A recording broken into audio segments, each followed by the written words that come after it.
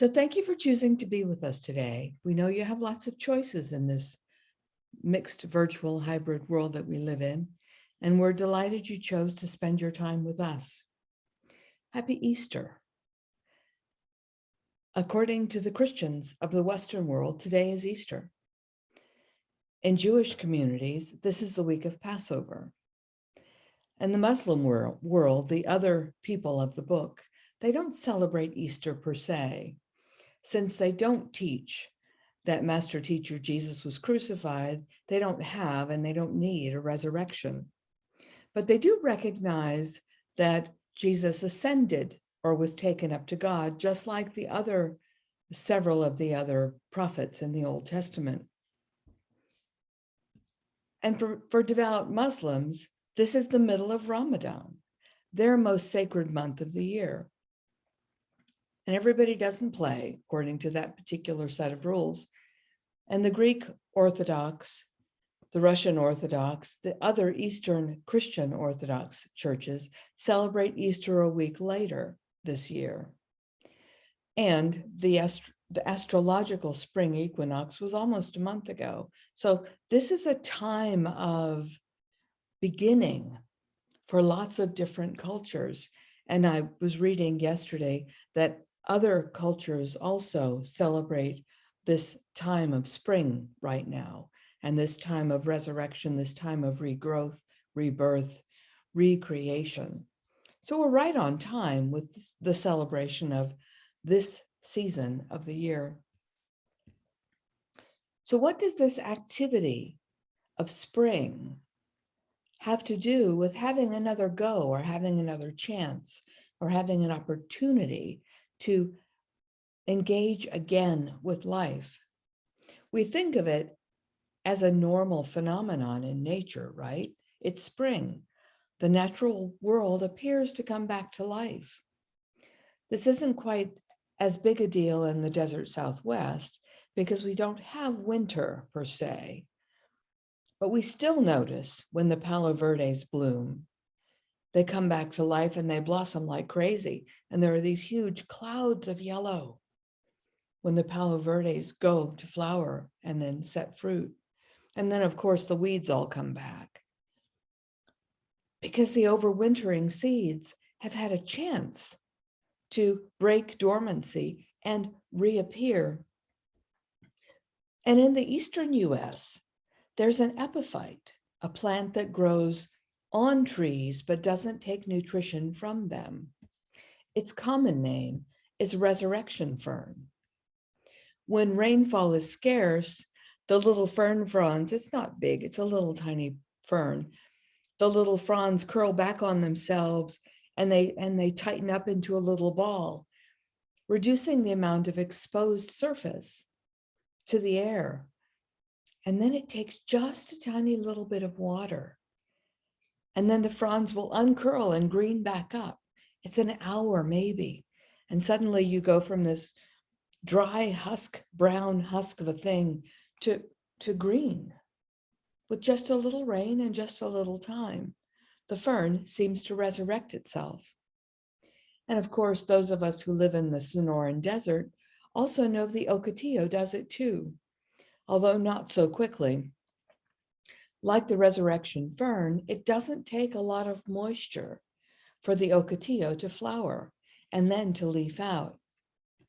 So the question today is, what does it take for us to leaf out and to flower?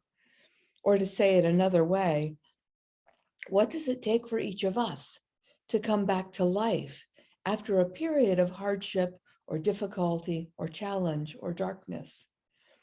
And after living through 2+ years of a pandemic, we get to decide how to reemerge, how to recreate, how to resurrect, how to become alive again and engage in life as individuated human beings. And it's not a guarantee that we will. We all know people who just give up, who quit trying, who quit being part of life. And we've even been those people sometimes. There is a Japanese proverb fall down 7 times, get up 8. We have to decide to get back up. So how do we get back up? How do we rise again? Well, first, we have to believe it's possible for us to rise. And maybe we get inspiration from other people who have risen back up after hard times and decide to be inspired by their decision. From Emmett Fox, with a new difficulty of any kind, it is the reception you give it mentally and the attitude that you adopt toward it in your own thought that completely determines its effect on you. That's what matters. We need to remember that we can change our minds about how we experience life and how we think about those experiences and refer to those experiences and talk about what has happened to us in the past. This doesn't mean we forget. It doesn't mean we disavow or pretend that it doesn't happen, but we do get to reconsider and reframe those experiences and decide how we tell ourselves about them and how we tell others about what happened to us. And I remember after I was in the hospital 6 weeks ago now, after a week of telling the story, I was tired of telling it. And I didn't want to reinforce that illness story in my own mind or in the mind of anyone else. So I just quit telling it. I said I was tired of telling the story and I was ready to move on. And it took some time before my body recovered completely from that experience. But I was done talking about it. I was ready to move on to the next thing. And while I was in Florida this past week, my sister and I had some really bizarre conversations. In one of them, she and I were off looking at family pictures, and I mentioned, in passing almost, that I had decided to ask Dad's second wife, Scotta, to make green beans to go with supper. We had prepared salads. We were going to bring a protein for dinner. And I asked Scotta to make green beans. It's pretty innocuous, right? It's green beans. Well, my sister heard me say green beans, and she immediately flipped to that nasty Thanksgiving traditional recipe that people make with cream of mushroom soup and those French fried onion things on top. Both of us hate that because it's just nasty. And she was certain that Scotta was going to make those nasty green beans for supper. I asked for green beans, right? But she was so convinced that Scotta was going to make those nasty green beans just to spite her, that when we got to the dinner table and there was this little Corningware dish with just plain old green beans seasoned with butter, she wouldn't even eat them because she had decided that Scotta was going to act in spite. She didn't, but that was the story my sister told herself. She wouldn't eat the green beans. She wouldn't even look at the green beans. It's like, what is this? It's like the stories we tell get in our way if we're unwilling to move past them and step into life as it is. And we do this. We do this to ourselves. We do this to the people we relate with, to the people we engage with. It's the stories we tell that help us or get in our way and prevent us from living life as we would like it to be. We assign meaning to experiences even when the meaning's not really there. And the only one that can make a change in that case is us, because we're the ones doing it to ourselves. And we're the only ones that can stop. So from Pema Chodron, from her book, Wisdom of No Escape, for a fully enlightened being, the difference between what is neurosis and what is wisdom is very hard to perceive, because somehow the energy underlying both of them is the same.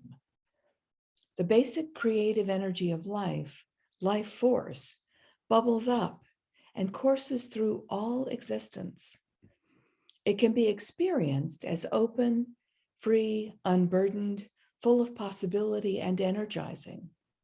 Or this very same energy can be experienced as petty, narrow, stuck, and caught. And even though there are so many teachings, so many meditations, so many instructions, the basic point of it all is just to learn to be extremely honest with ourselves and also wholehearted about what exists in our minds, thoughts, emotions, and bodily sensations. It's the whole thing that adds up to what we call me or I or each one of us.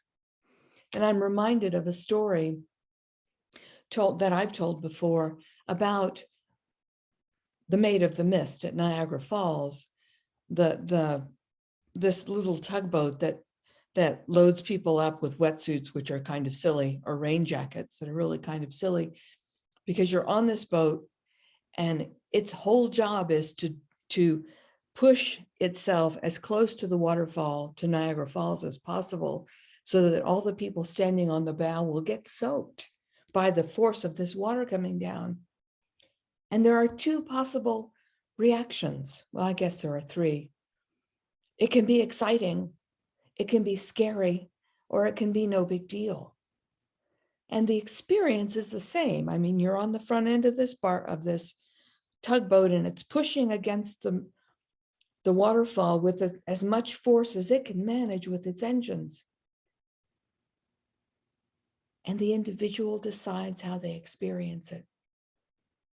And that's true for us, whether we're talking about green beans, or whether we're talking about life, or whether we're talking about some experience of life that we're standing nose to nose with, and we get to decide how we choose to interact with it.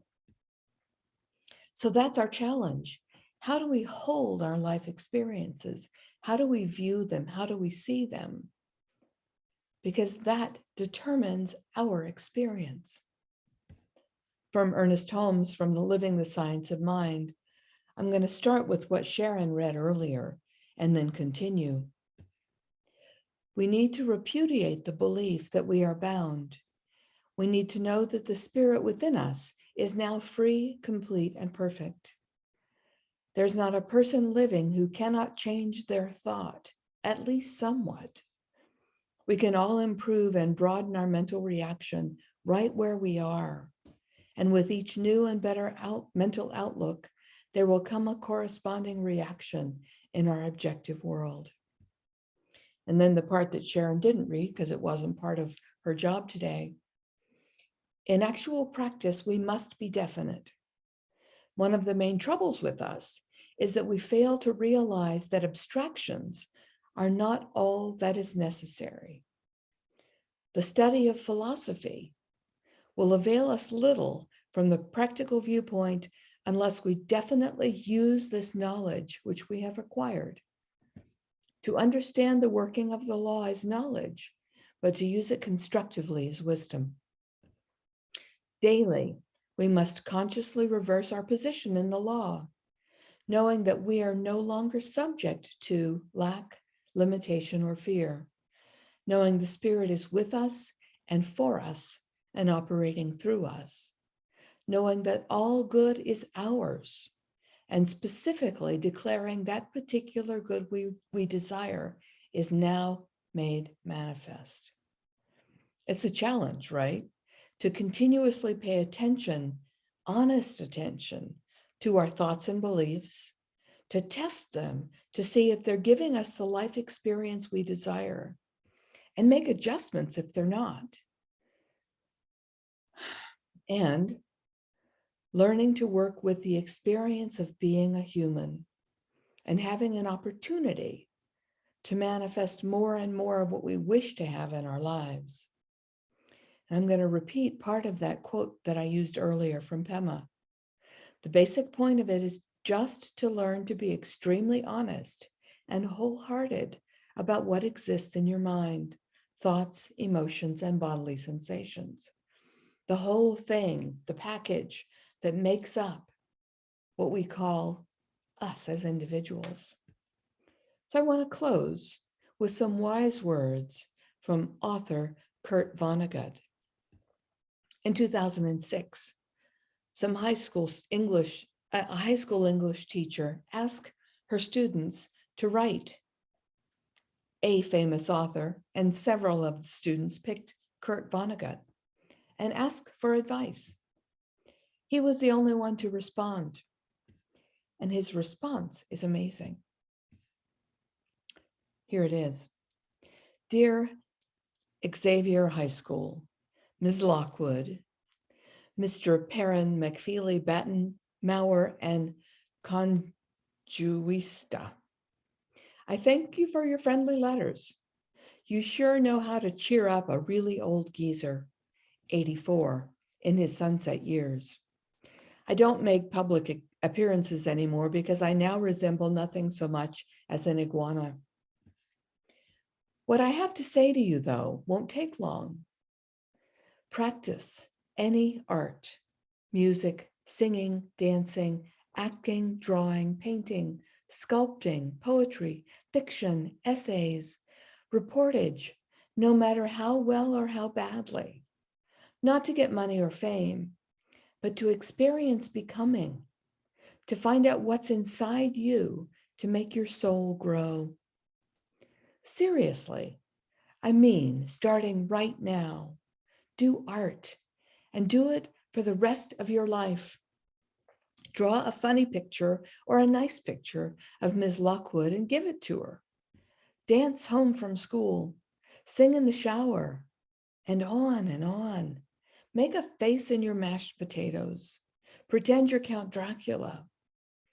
Here's an assignment for tonight, and I hope Miss Lockwood will flunk you if you don't do it. Write a 6-line poem about anything, but make it rhyme. There's no fair playing tennis without a net. It's got to be a little bit hard. Make it as good as you possibly can.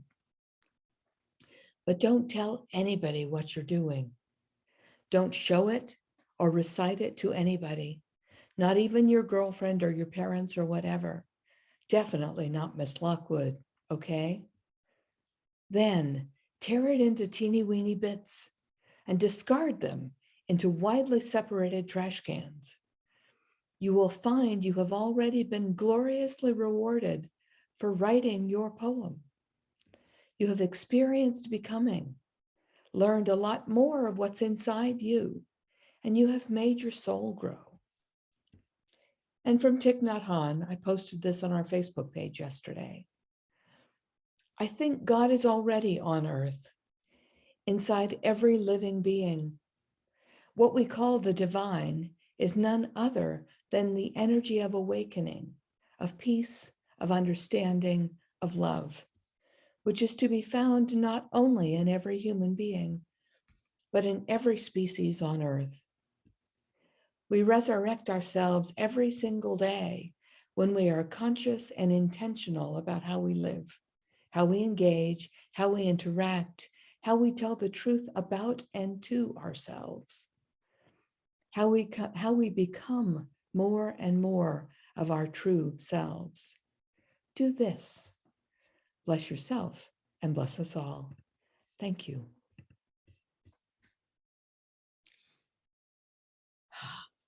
So now I want to roll into the prayer, this affirmative way that we have of praying around here, claiming the good we desire. So if you've got some thought that entered your mind, some good that you choose to manifest, or you would like to manifest, but you don't believe you can, hold that in your mind while I speak the words. I celebrate this opportunity called life. I know that life exists because God exists, and each one, each individual, each being exists as a manifestation of this whole and holy presence. And each one has the opportunity to explore and express their divinity at every moment. So I celebrate this opportunity. I know this truth for me and for all beings. every single one of us gets to be our image of that presence, of that power, of that joy, of that peace and harmony and goodness. And every single day, every single hour, every single moment, each one gets to be that. And why this is true, I know that the gift is already given. That divine essence has given each one this opportunity, this power to be our greatest self. And I know that each one already is doing the best they can, and each one can always do better. I know that that's not a paradox, even though it sounds like one. So I feel grateful for this day, for this opportunity to be in the one and conscious of my place in the one and knowing that same truth for each and all. I relax into this gift of life, this goodness, this power, and I celebrate the opportunity to play, to dance, to sing, to write, to know, to do. Knowing it's not a chore, I relax into this life and I let it be. And so it is.